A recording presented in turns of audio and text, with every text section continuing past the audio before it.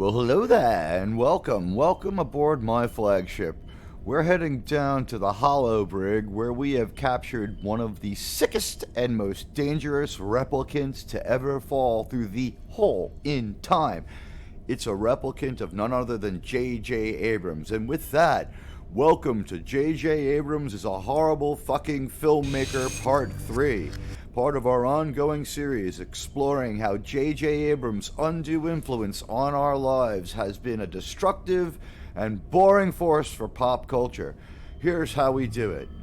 We have a replicant of J.J. Abrams from 2013 doing pre-publicity for Star Trek Into Darkness. Into Darkness.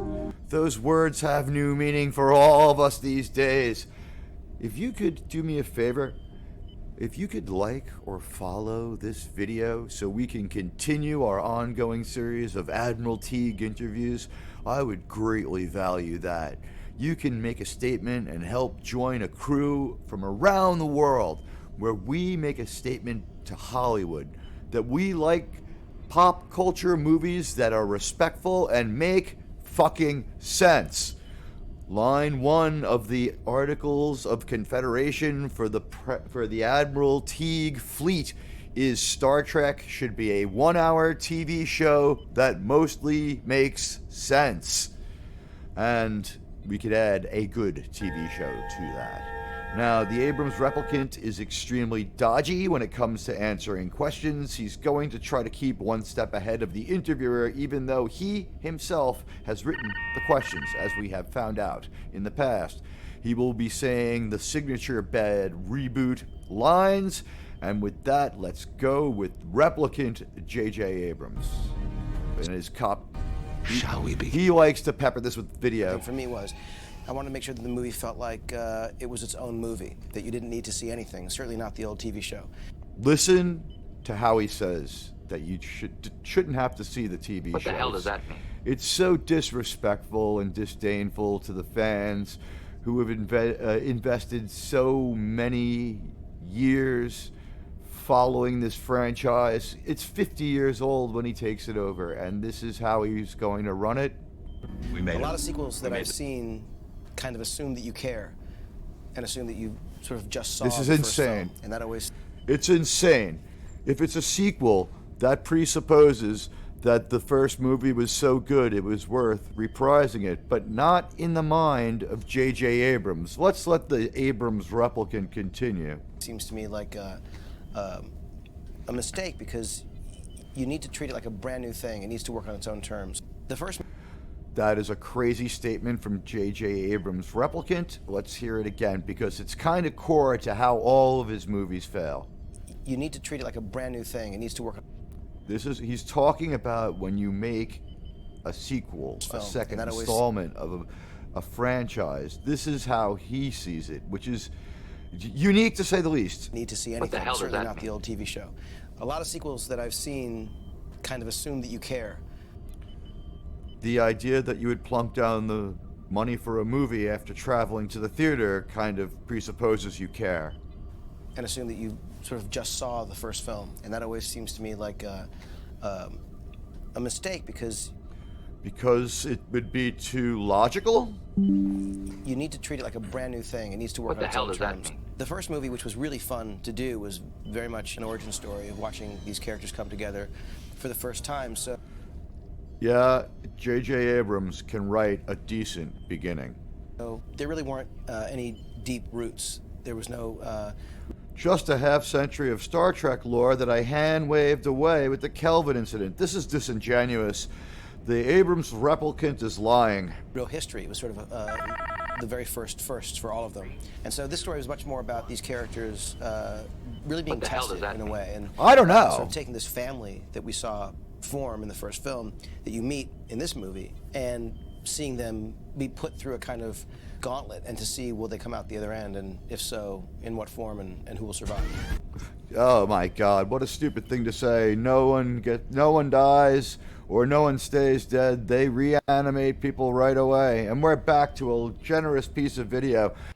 You know, when I watch J.J. Abrams talking about his vision of Star Trek, all I can think about is how much I want to use every means at my power to destroy the movies he's made. This is the commander of the USS Enterprise. Right. All cities and installations on Eminiar 7 have been located, identified, Right. and into our fire control Don't fuck with me, Abrams. system. In 1 hour and 45 minutes, Yeah, that's about one half the length of Rise of Skywalker, that hot mess. the entire inhabited surface of your planet will be destroyed. Now that's how I feel after I watch a little bit of good old JJ Trek. They are only showing the most action-packed sequence of the movie where they're all flying around in a captured ship that they say they got from Harry Mudd on Kronos, the Klingon homeworld, and it's a rip-off of several Star Wars movies, and we have the typical J.J. Abrams babbling dialogue. Relevant the story is that Okay, you know, the you think, Abrams replicant has Star decided Trek- to grace us with his presence again after that extended piece of video where they played nothing but copyrighted music, and it's to make it harder to break down an Abrams interview because he is a word salad specialist. relevant the story is that you know, you think Star Trek, and I think at least I used to think, oh, sort of crazy science fiction. No, that what you thought was wrong. Star Trek was an exploration of an optimistic possible future, a vision of a future where things had gone better for the human race than they were currently going, not goofy science fiction. JJ only saw 4 episodes of Star Trek. They were all from season 3, and Mudd's Planet and Turnabout Intruder were his 2 favorites. That's sort of another thing. But the more we've worked on this, the more I've worked on it, the more I realize this is really an extension of us, of who we are. What Roddenberry... That is such an arrogant and sick thing for the replicant to say. Star Trek is not about entertainment to him. It is not about science fiction to him. It's not about the human potential, which is what Gene Roddenberry's Star Trek was about. It's about us, himself, and his crew. An extension of us, of who we are. What Roddenberry was doing brilliantly at the time in '66 when he created the show was he was talking about the geopolitical state of things and putting people together who were actually at odds. All right, he is pretty on point here in a way that you wouldn't expect from JJ, where he says quite correctly that the politics in Star Trek was geopolitical, not interpersonal like it is now. And that's why everyone could relate to it. Doesn't really matter what political stripe you were. Everybody hated the Soviet Union. That's just how it was. They were an evil entity. We were clearly the good guys. They collapsed because they sucked, and we're still here and they aren't. The Soviet Union was a piece of shit country. The United States, way to go. And that was how it worked in old Star Trek. In a very specific way, and so the idea of seeing people of different, you know, political backgrounds, races, men and women working together, there were quite a few barriers broken in that show. Now, that this much story is of true. These characters being tested, issues of loyalty and family and sacrifice. All right, really, honestly, JJ, your bad send-up of Into Darkness lacked all those things. It was just a series of events. And dealing with the enemy in whatever form is much about today as anything. I'm not sure what the fuck that means, except that he reproduced a 9/11-like attack on screen a little too soon and a little too exactly, and upset everyone with this dying child story in the middle of his movie. It was an unnecessary and horrible departure from the regular bad story he was telling, and just another reason why J.J. Abrams is a horrible fucking filmmaker. Your commanders. All right, we're back to a whole bunch of video again.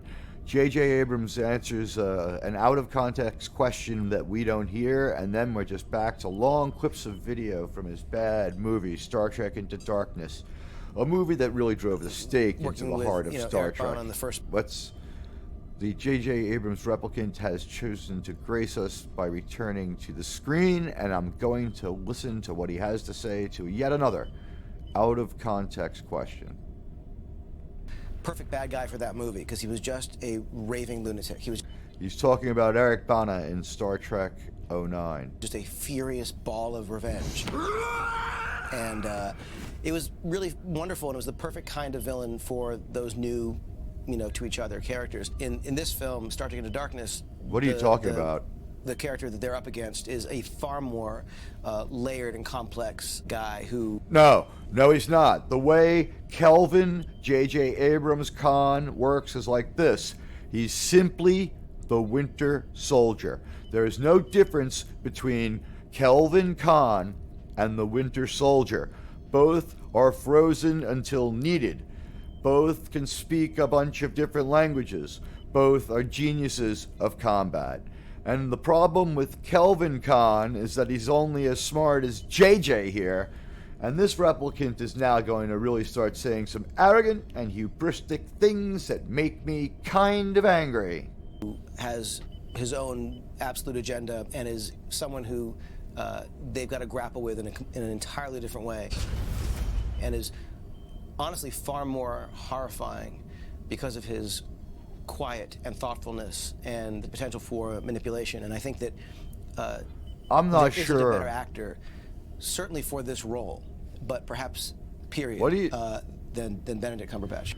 Now that's just disingenuous, because what you did here was give a up and coming at that time actor a prime role as a villain in a huge franchise movie, but you wrote it so poorly that this 9-year-old video, link in description, from Film 4, has 34 upvotes and 3 downvotes, now 4. As we see JJ's cut back to video, and we may need to drop the audio for a while at any second. This is how he does it. The Abrams replicant is very sick and very dangerous, as well as very clever and very evasive. It's hard to pin him down, and even though he speaks a lot, he says very little of worth. She was remarkable to work with. Enjoy these final moments of peace. Yeah, there we go. More video. On set, it was on. All right, let's see what he has to say here. They have isolated his comments in a bunch of videos, so it is really hard to play anything from this without being without having to talk over it. Immediately when he came on set, it was on, and like everyone just was on their A game at all time. Although the cast gave a decent performance, there was not much to work with in your horrible script, and I would say any actor worth his salt would have given all the full-on intensity for the kind of money they were getting paid. It was J.J. Abrams who wasn't willing to work very hard. Star Trek Into Darkness, had it been a Space Seed movie, a movie of the episode of Star Trek where we met the Khan character, could have been great. It could have been a great movie. But what we always see with J.J. Abrams is pulling the lever on the slot machine over and over and over in the same movie, and it comes up however it comes up. It's about pulling the handle. It's about having a mystery for the sake of having a mystery. It was like no one was slacking, because there was something about Benedict's focus and his presence. Everybody should not... The fact that people needed to be motivated to earn the millions of dollars you were paying them for their Star Trek movie says something about what they thought after reading the script, and a lot about why they only came back for a third movie with a different director, and why they don't want to come back at all for Star Trek 4, a movie we can only hope never happens. That really just helped challenge everyone to do the best possible job. It was awesome. That is a stupid statement. You should always be doing your best at all times if you're an actor. There are no small parts, just small actors. It's sad, though, J.J. Abrams turns that on its head by giving everyone great, big, confusing balls of stupidity as dialogue to say in a story that is just an injection of action till it ends in this disastrous 2013 movie, Star Trek Into Darkness. And we're back to a lot of video so that JJ doesn't Definitely have to their say issues in this anything. movie, and the fun. And then we're back to some more isolated statements from JJ.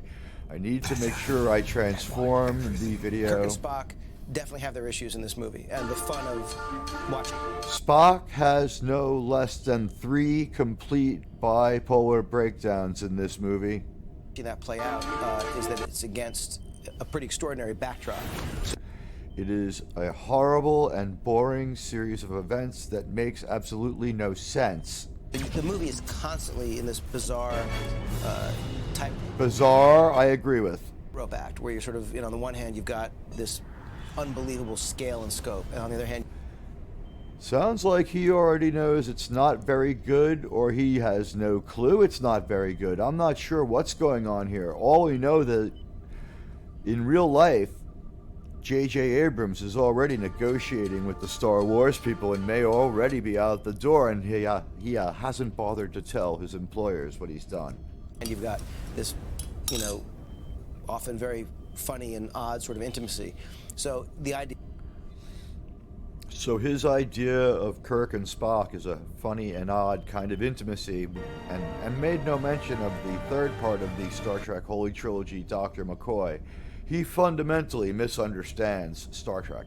The idea of balancing both of those things is kind of the primary challenge of a movie like this. The heat's frying us Okay, the comes, but we still have- replicant is now showing more video to get out of giving us anything of substance. We're seeing various bad scenes from the bad movie, which of course is one of the worst movies ever made. And boy, are they relying hard on the video to get out of our creator having to explain anything. But most of the video is of Uhura. Link in description again. It's a lot of girl boss moments for Uhura in this movie, where they couldn't have gotten anything done if she hadn't have stepped up as the most proactive communications officer in the fleet. Friends with. All right, we're back to the Abrams replicant giving us just a little bit of information. He doesn't like to be direct, and he hides. Is it to be really good friends with a Vulcan? In JJ's world, to be really good friends with anyone means you walk up to them and tell them their traits. It's something we've all thought about.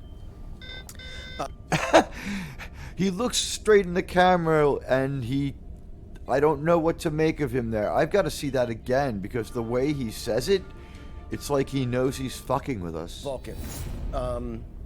It's something we've all thought about. I don't know whether he's being dryly humorous, ironic, or honestly, the way it comes off now, knowing what we know, talking to us with some contempt.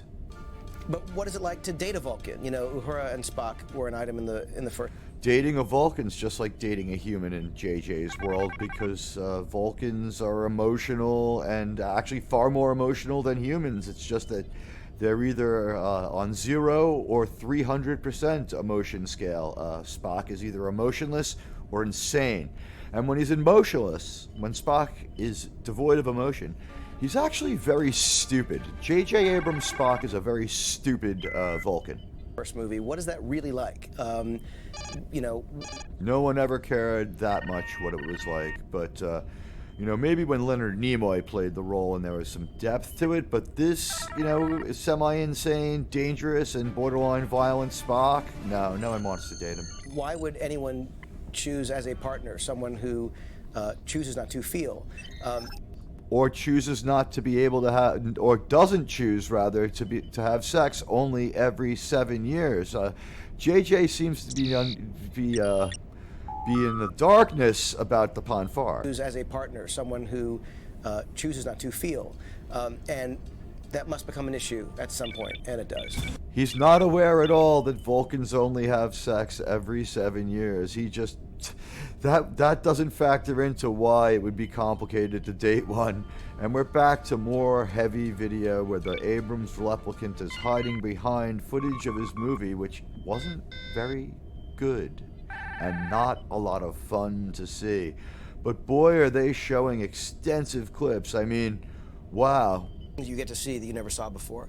Areas of the Enterprise. I remember in the first film when the shuttles were leaving San Francisco, heading up to the Enterprise. That part I just at remember least looking was, at that I mean, city and thinking, aesthetically, sometimes the J.J. Abrams movies looked cool, but I mean, they had a lot to work with based on past Star Trek. God, I would love to do a scene, like a great, cool, fun chase scene in that city. Because it was... While that is not necessarily untrue, what J.J. Abrams did was recreate the chase scene from Attack of the Clones where Obi-Wan and Anakin chase the assassin who's just tried to kill Padme. At such a distance that you just had a sort of sense of it, but you didn't get to be in it. And that was part of the wonder and mystery of Star Trek. It's strange that this man who's obsessed with mystery misses the real mysteries. Could it be because he didn't watch Star Trek? And so one of the fun things about Star Trek Into Darkness was we got to do that stuff. So there's a bunch of stuff that takes place in London and San Francisco. The Abrams replicant is being very disingenuous here, as a good portion of Star Trek 09 takes place at Starfleet Academy in San Francisco. So, again, false advertising. Again, out of touch with what's already been done. Again, just pumping next product and telling us about how this mystery we need to find out about was hatched. That are, real on the street level stuff, and you get to kind of see what it looks like, hundreds of years from now. It's 240 years from now, JJ, not 100 years from now. By the way, the time frame is something the Abrams replicant is always kind of confused about. He doesn't know if things are happening 100 or 300 years in the future. In Space Seed, we get a hard number. Khan has been adrift in space since 1996, and they describe him as being frozen for 200 years. In Star Trek Into Darkness, JJ gets the math wrong, and he says he's been frozen for 300 years. In this interview, he again shows that he could give a shit about how long Khan has been out there and how far into the future his Star Trek is, describing it as 100 years into the future.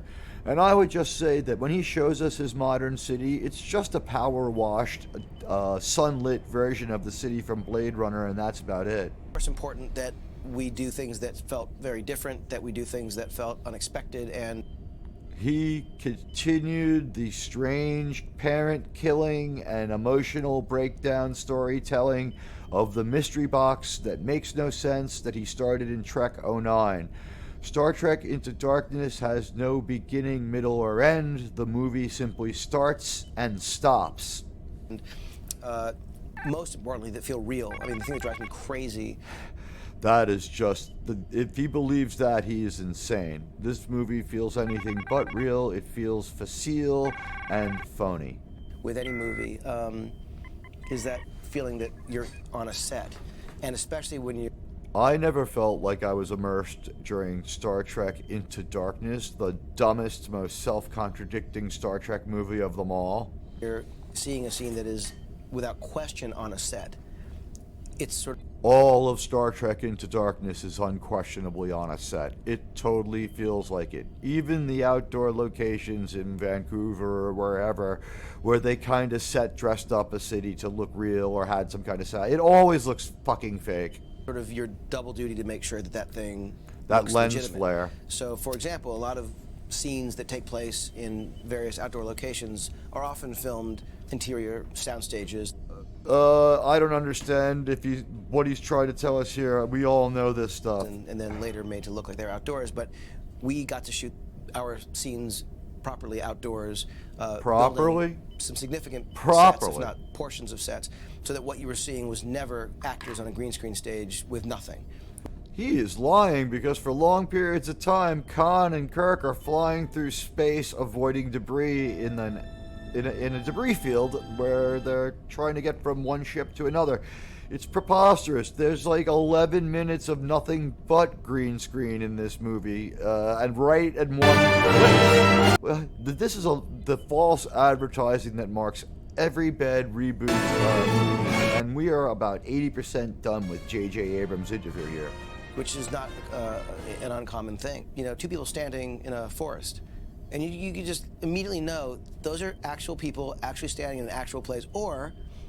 I don't know, that forest was pretty generic and pretty weird, although, I mean, I guess so. And that sequence he's talking about with the two people standing in the forest, that's like the first 7 minutes of the movie, and then we're just CGI blue screen bullshit for the rest of the way. You can say those are two people standing somewhere and then made to look like, you just know it immediately. So despite working... Now, J.J. Abrams better than most at CGI rendering, but even he seems to be admitting it has its limits here, but he overuses it in this movie anyway. With brilliant visual effects supervisor Roger Guyette and ILM, we really wanted to make sure that their work... So already using the Star Wars special effects people, but that's cool, the Star Trek people did that before him. ...was about expanding location. Oh my god, so this movie was just about showing us the same story in different locations to JJ, and that's why it just feels like the last 10 minutes of Star Trek 09 repeating over and over in this movie. Star Trek Into Darkness is a bad send-up of Wrath of Khan. He didn't bother giving us any backstory.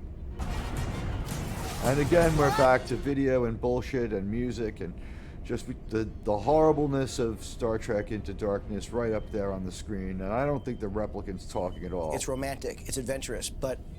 He's back with more spurious claims. Let's see if we can't keep the copyrighted music out as much as possible as I transform this movie clip. Boy, is this extensive. He can never just answer questions. It's entertaining. No, it's scary, not. It's romantic, it's adventurous, but at the core of it, I think it feels oddly grounded. That is some crazy bullshit, and he is just saying things he wants. This is gaslighting, people. This is bad reboot gaslighting. And we're back to video of the movie again. J.J. Abrams just came back to say 3 straight lies. And you hear a line. And then he's back again very, very, very briefly. Let's see if we can get him. That is a lot of video between statements. And you hear a line, and it feels... It is really hard to cue up replicant Abrams here as he hides behind a lot of video to chop up what he's saying. He can't make coherent sense, so he interrupts himself with video. And you hear a line, and it feels like, oh, they thought that was going to be a line in the trailer. Like, you just know that on the set, I would say that I just know that J.J. Abrams makes a series of trailers and then threads them together with a little bit of story. One was like, that's a trailer moment. Like, it doesn't, because it doesn't feel real necessarily in life, but it just feels like, that's a great soundbite. J.J. Abrams' movies do feel like trailer moments versus filler moments. I'll give him that. It's a great thing. There's a visual equivalent of that, and you got to be really careful, because sometimes I'll think, oh, this is like one of those moments, right? And then you end up doing it, and the truth is, it ends up feeling posed. It just... Wow. I don't know if that's insecurity or self-awareness here, but that's a problem that's in all J.J. Abrams movies that never gets addressed. It only gets bigger and bigger. The idea that people are posed like action figures waiting to fight is best encapsulated in the sentence, somehow, Palpatine has returned. It doesn't feel authentic. I try for those sometimes, they never seem to work. I think that the key for any of this stuff, and J.J. Abrams ad-libbing on set and letting his actors do their own thing, not working, is a hallmark of his films. Whether we've accomplished it or not is up to the audience. But I think that the key to any movie working, certainly a movie called Star Trek, which, words he has contempt for. Star Trek has new meaning to all of us after what he's done to it. Could, be seen as campy, is finding authenticity. And Boy, what could be campier than the unintentional, deeply ironic stupidity of Star Trek Discovery and the kind of Star Trek we've gotten since Star Trek '09? J.J. Abrams is just self-filleting here in a reprehensible way as we rock into the final 20 seconds of his interview. And it's, whether it's in a little nuance, a little moment, a character exchange, a look, a glance, or a huge plot point, there's something for me that is, if I It's don't always really understand for what's you. going on, if I can't really get into or under the skin of these characters, none of the spectacle is going to matter. Wow, a very sick and insane thing to say. And that's all from J.J. Abrams. I'm your buddy, Admiral Teag. Please give me a like and maybe consider following this channel if you like what you heard. I'm here giving you an independent voice in pop culture. And so concludes part 3 of J.J. Abrams is a terrible fucking filmmaker. Thank you for joining me, and thank you to all who will come through later. Together, we will win the war for pop culture.